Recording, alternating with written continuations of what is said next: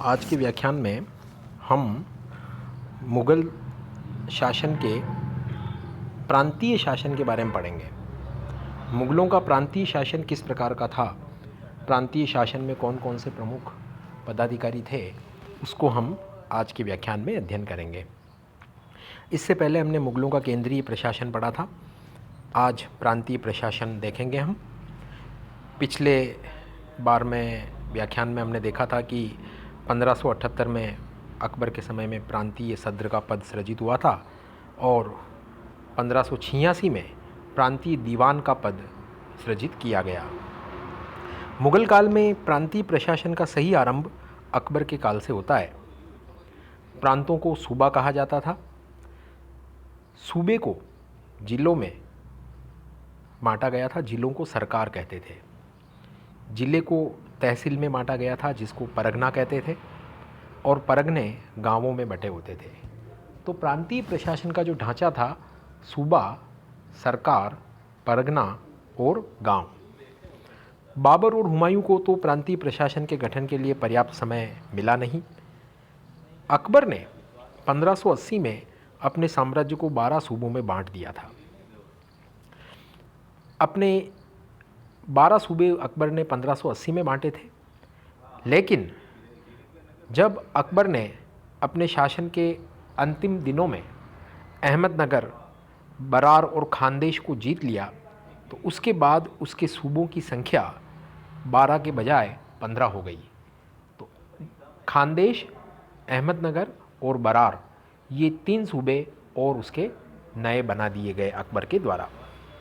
तो कुल 15 सूबे हो गए। अबुल फजल ने आईने अकबरी में केवल 12 सूबों का ही वर्णन किया है, लेकिन शासन के अंतिम दिनों में 12 के बजाय 15 सूबे अकबर के शासनकाल में हो गए थे। 3 सूबे और कौन कौन से जुड़े? अहमदनगर, बरार और खानदेश। जहांगीर के शासनकाल में भी 15 सूबे ही रहे। जहांगीर ने कांगड़ा को जीता, लेकिन उसे लाहौर सूबे में ही मिला दिया। इस प्रकार कुल सूबे जहांगीर के समय में भी 15 ही रहे। शाहजहां के समय में 3 सूबे और बढ़ गए। क्यों? क्योंकि 3 नए सूबे बनाए शाहजहां ने, कश्मीर, ठट्टा और उड़ीसा। लाहौर से कश्मीर को अलग कर दिया, मुल्तान से ठट्टा को अलग कर दिया और बंगाल से उड़ीसा को अलग कर दिया। तो कश्मीर, ठट्टा और उड़ीसा, ये 3 नए सूबे शाहजहां के द्वारा बनाए गए। तो शाहजहां के काल में सूबों की कुल संख्या 15 के बजाय 18 हो गई। फिर औरंगजेब ने 1686 में बीजापुर को जीता और 1687 में गोलकुंडा को जीता। इसके बाद औरंगजेब के समय में सूबों की संख्या 20 हो गई।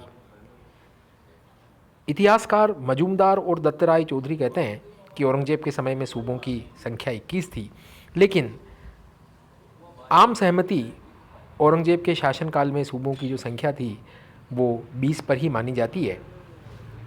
अब प्रांतीय प्रशासन में जो प्रांतीय प्रशासन का जो सर्वोच्च मुखिया होता था, सर्वोच्च प्रशासक होता था, प्रांत के सर्वोच्च प्रशासक को जनसाधारण की भाषा में सूबेदार कहा जाता था। अकबर के काल में उसे उसका आधिकारिक नाम सिपह सालार था और बाद में उसे नाजिम भी कहा जाने लगा। तो ऑफिशियली जो पद था सूबेदार का, उसको तो कहते थे सिपह सालार, प्रांत का सर्वोच्च प्रशासक, लेकिन जनता सूबे के मुखिया को अपनी बोलचाल की भाषा में सूबेदार कहती थी। बाद में सिपह सालार के बजाय इसे नाजिम कहा जाने लगा। ये सूबेदार या सिपह सालार या नाजिम अपने प्रांत का सर्वोच्च सैनिक और असैनिक अधिकारी होता था। मिलिट्री की दृष्टि से भी और प्रशासन की दृष्टि से भी, सैनिक और असैनिक प्रशासन का ये सर्वोच्च अधिकारी होता था सूबेदार।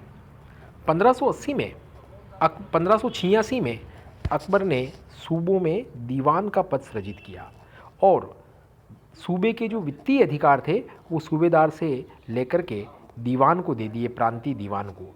तो ये प्रांतीय दीवान का पद सृजित किया गया अकबर के द्वारा 1586 में। प्रांतीय दीवान का पद सृजित हो जाने से सूबेदार की शक्ति पर नियंत्रण हो गया। अब सूबेदार को वित्तीय अधिकार नहीं रहे, सूबे के वित्तीय अधिकार सारे किसके पास आ गए? प्रांतीय दीवान के पास आ गए। सूबेदार जो था प्रांत का, उसको संधियां करने और मनसब प्रदान करने के अधिकार नहीं थे। केवल अकबर ने गुजरात का जो सूबेदार था टोडरमल, उसी को राजपूतों से संधियां करने और उन्हें मनसब देने के लिए अधिकृत किया था, वरना अन्य सूबेदारों को किन्हीं दूसरे शासकों के साथ न तो संधि करने और न अपनी तरफ से कोई मनसब प्रदान करने के अधिकार होते थे। ये सारे कार्य बादशाह स्वयं करता था। अकबर ने केवल गुजरात के सूबेदार टोडरमल को ही ये विशेष अधिकार प्रदान किए थे। अब प्रांतीय दीवानों की बात करें हम, तो अकबर द्वारा ये पद 1586 ईस्वी में सृजित किया गया और यह पद जो था वो सूबे में वित्त एवं राजस्व व्यवस्था का प्रमुख होता था। प्रांतीय दीवान वित्त एवं राजस्व का प्रमुख। ये बड़ी इम्पोर्टेंट बात है कि ये सूबेदार के प्रति नहीं बल्कि सीधे शाही दीवान जो केंद्रीय दीवान होता था उसके प्रति उत्तरदायी होता था। प्रांतीय दीवान प्रांत के सूबेदार के प्रति उत्तरदायी नहीं होता था, बहुत इंपॉर्टेंट बात है ये, बल्कि यह केंद्रीय दीवान उसके प्रति उत्तरदायी होता था।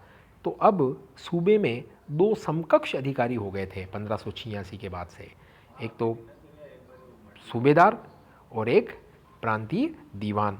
प्रांतीय दीवान अपनी सारी रिपोर्टिंग किसको करता था? केंद्रीय दीवान को करता था और उसकी नियुक्ति भी केंद्रीय दीवान की अनुशंसा पर मुगल सम्राट द्वारा की जाती थी। तो इससे सूबेदार की शक्तियों पर रोक लग गई। तो चेक एंड बैलेंस की नीति अकबर के द्वारा ये की गई 1586 में, जब 1586 में अकबर ने प्रांतीय दीवान का पद सृजित किया। ये प्रांतीय दीवान जो होता था वो प्रांतों में दीवानी मुकदमों का निर्णय भी करता था। सूबे की वित्त और राजस्व व्यवस्था का भी ये प्रमुख होता था। इसके बाद अगला पद प्रांत की प्रशासन में आता है प्रांतीय बख्शी। प्रांतीय बख्शी जो होता था वो सूबे की सेना की देखरेख करता था और वाकिया निगार के रूप में सूबों की जो जानकारी होती थी, सूबे की सारी जानकारी वो केंद्र को भेजता था। प्रांतीय बख्शी प्रांतीय सेना का प्रमुख होता था। प्रांतीय सद्र, ये पद अकबर ने वैसे तो 1578 में ही सृजित कर दिया था। हाँ सर, प्रांतीय सद्र वैसे ये पद अकबर ने 1578 में ही सृजित कर दिया था, किंतु प्रांतीय सद्र और प्रांतीय काजी ये सामान्यतया एक ही व्यक्ति को दिए जाते थे। बाद में दोनों पदों पर अलग अलग व्यक्तियों को नियुक्त किया जाने लगा। तो ये प्रांतीय सद्र का पद 1578 में, इसको आप ध्यान दीजिए। फिर आता है आपके मीर ए अदल। मीर ए अदल ये प्रांत में जितने भी अनुदान दिए जाते थे या प्रांत के अंदर जो उत्तराधिकार या अन्य विवाद होते थे उसको निपटारा मीर ए अदल के द्वारा किया जाता था।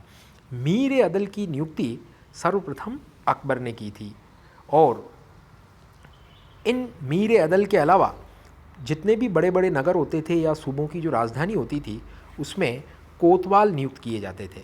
ध्यान दीजिए, बड़े बड़े नगरों में या सूबों की राजधानी में कोतवाल नियुक्त किए जाते थे। हर जगह कोतवाल की नियुक्ति नहीं होती थी। तो ये आपका प्रांतीय प्रशासन हो गया। इसके बाद में जिला प्रशासन, जिले को कहते थे मुगल काल में सरकार। जिस प्रकार सूबे का प्रमुख प्रशासक सिपह सालार या सूबेदार होता था, उसी प्रकार जिले को सरकार कहते थे। सरकार का मुख्य प्रशासक होता था फौजदार और इस फौजदार का काम क्या होता था? सरकार में कानून व्यवस्था बनाए रखना और राजस्व उगाही का जो कार्य है, जो अमल गुजार का होता था, उसमें उसकी मदद करना।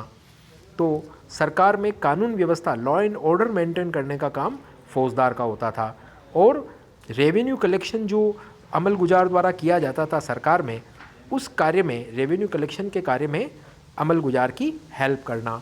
तो ये इस प्रकार फौजदार का काम होता था। अब अमल गुजार की बात करें तो सरकार का मुख्य प्रशासक तो हो गया फौजदार। अब अमल गुजार होता था, ये सरकार अर्थात जिले की राजस्व वसूली का कार्य करता था, रेवेन्यू कलेक्शन का। और खालसा भूमि का राजस्व भी ये अमल गुजार ही वसूल करता था। अमल गुजार को उसके कार्य में मदद एक तो फौजदार से मिल जाती थी, अगर कहीं आपत्ति होती, किन्हीं के द्वारा आनाकानी की जाती तो फौजदार अपनी सैनिक मदद प्रदान करवाता। इसके अलावा अमल गुजार को उसके राजस्व संबंधी कार्यों में मदद करने के लिए एक बितिकची होता था। बितिकची का पद अकबर ने अपने शासन के 19वें वर्ष में नियुक्त किया था। ये बितिकची अमल गुजार के अधीन रहकर के काम करता था। ये अमल गुजार के कार्यालय में एक सहायक लिपिक था, असिस्टेंट क्लर्क था और लगान और भूमि संबंधी कागजात ये तैयार करता था बितिकची। तो बितिकची का कार्य आपको समझ में आ गया। लगान व भूमि संबंधी कागजात तैयार करना, अमल गुजार के अधीन ये सहायक लिपिक था। 19वें वर्ष में अकबर ने इसकी नियुक्ति की थी। फिर आता आपका खजानदार। खजानदार ये ज़िले का खजांची होता था।